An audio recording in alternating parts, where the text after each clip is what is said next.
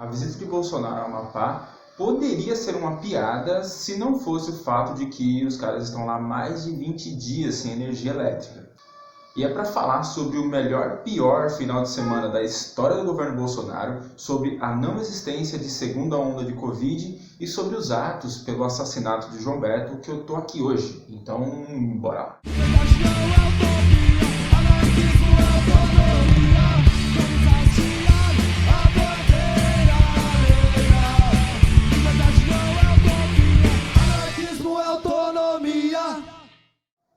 Gente, não esquece nunca de curtir o vídeo e se inscrever no canal. Se você ainda não é inscrito, dá uma olhada na descrição, que além das fontes que eu estou usando aqui, tem várias matérias que eu estou linkando lá, vídeos, podcasts, etc.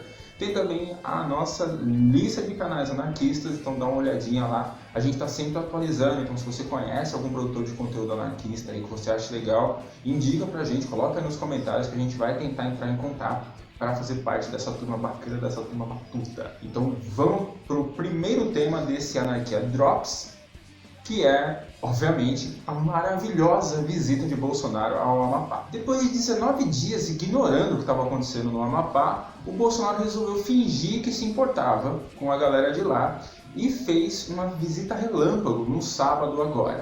Essa visita foi um sucesso. Você deve imaginar que depois de 19 dias sem energia elétrica e sem que o governo apresentasse nenhuma solução e que só foi lá para tirar foto como se fosse um ato de campanha, é meio óbvio que a galera do Amapá não ia ficar muito feliz com uma visita do Biruliro.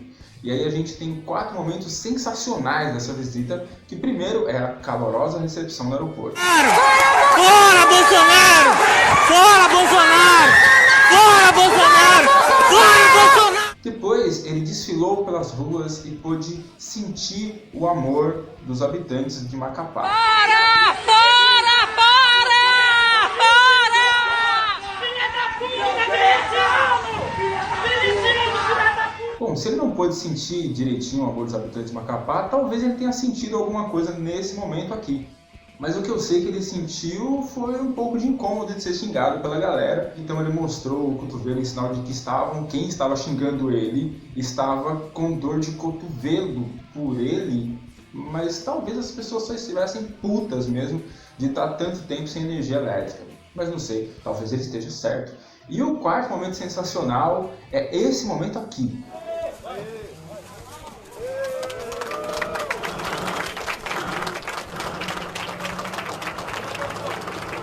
Aqui, ó, uma laranjeira, explodindo tudo. Meu pai do céu. Meu Deus. Senhor! Então, o cara apertou um botão no sábado e no domingo as coisas explodiram. Então é preciso fazer 2 PS aqui. O primeiro é que, por que essa parada explodiu? Tem esse print aqui com o cara explicando de forma muito técnica, mas houve uma sobrecarga, né, nos potes e que fez rolar um curto-circuito, né? Os fios com muita energia, eles ou tocaram um no outro, ou mesmo a energia vazou desses fios, porque era energia demais. O outro PS é que não, gente, não foi porque ele apertou aquele botão, não foi porque ele apertou um botão errado. A culpa não é por ele ter apertado um botão errado. A culpa é sua por ter apertado 2 botões errados lá em 2018. Tipo, foi você que provocou isso. Olha só que legal. Vota 17 sim. Não, a gente não está vivendo uma segunda onda de Covid-19.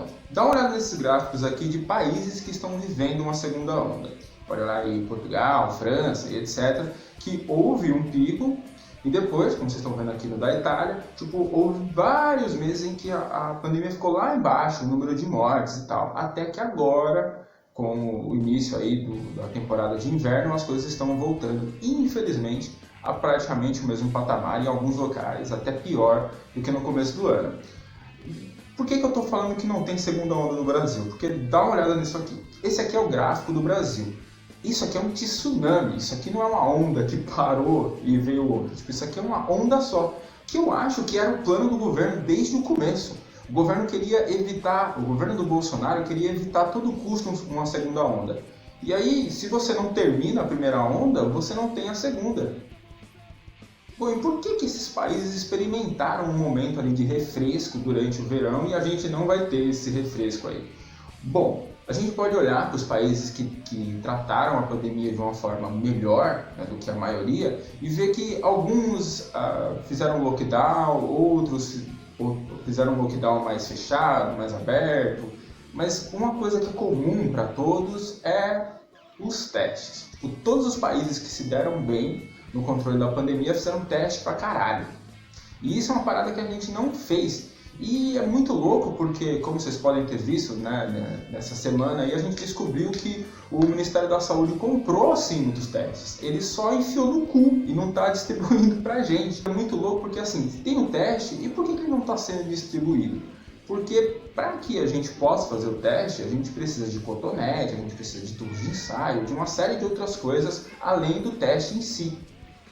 E foi isso que o Ministério da Saúde, que é administrado pelo mestre em logística Pazuello, não fez. Tipo, o cara que manja de logística, que por algum motivo me pareceu que era uma ótima coisa isso, ele não comprou os insumos necessários para fazer os testes. E é por isso que em várias redes públicas a gente não tem testes suficientes. Então, se a gente ainda não está vivendo uma segunda onda, porque a gente ainda está vendo gente morrer muito da primeira onda, é principalmente porque o governo Bolsonaro ele é incompetente em várias frentes, assim, impressionante. É uma cactocracia, eu nem consigo falar direito essa palavra, que é o governo dos piores.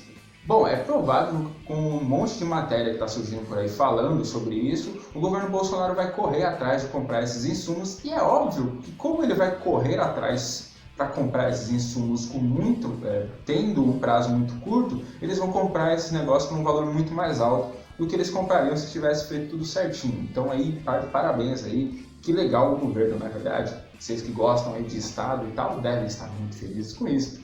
Porque essas duas notícias, né, tanto o que está rolando no Macapá quanto essa questão do Covid-19, mostra, pelo menos para mim como anarquista, que a opção pelo Estado nunca é a melhor opção. Porque a gente tem, e aí vou fazer também uma crítica ao capitalismo, a gente sempre tem o lucro do capitalista acima de tudo. Então no Amapá, o que está acima de tudo lá é que nem a GEM, nem a Isolux tenham prejuízo, que o Estado possa fornecer o serviço. Não é uma questão, a questão é como que a gente vai fazer para que os capitalistas continuem tendo lucro. E isso também rola no caso da pandemia, porque foda-se se está morrendo 600, 400, 300 pessoas por dia e nunca teve menos que isso. Foda-se, que o importante é tentar salvar a economia. E mesmo que a opção por deixar pessoas morrerem não seja lá uma coisa muito inteligente economicamente, na verdade, porque se morrer todos os consumidores, quem é que vai comprar? Mas é isso, quando a gente faz opção pelo Estado, mesmo que seja o Estado mais socialista que existe e tal, não é as pessoas administrando, é sempre alguém que não está envolvido no problema. O Amapá é um exemplo claro disso. Todo mundo que está tentando resolver aquele problema não está passando necessidade. Você acha que o Alcolumbre, ou o irmão dele, ou qualquer outro grande político do Amapá está passando alguma necessidade? Não. Então, dane-se 20 dias, vai ser 21 dias, 22, 23, o problema não é deles, eles não estão vivendo aquilo. Essa é, pelo amor de Deus, a maior defesa que eu posso fazer de que você deve pensar um pouco melhor sobre autonomia, sobre apoio mútuo e etc. Vamos para a terceira e última notícia, que é sobre os atos pelo assassinato de João Beto. Eu não vou me aprofundar muito sobre os atos, eu estou colocando na descrição aí alguns vídeos, né, sobre esses atos e tal. Eu quero falar de algumas coisas.